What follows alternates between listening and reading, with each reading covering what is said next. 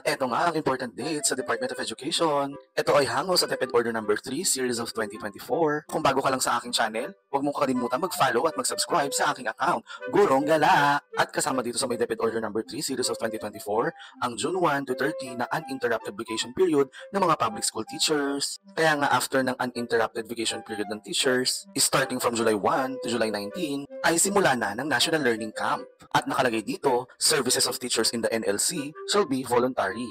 Uulitin ko po, ang NLC or National Learning Camp ay voluntary at hindi po ito required sa lahat ng teachers. Para po sa kaalaman ng karamihan, ang National Learning Camp ay isang programa ng Department of Education na kung saan ang mga mag-aaral ay tuturuan tulad ng pagbabasa. Tuturuan ang mga mag-aaral ng reading, literacy, and numeracy. Ang sumunod naman ay ang Brigada Eskwela. Starting July 22 to July 27, 2024, lahat ng public schools ay magkakandak na ng Brigada Eskwela at lahat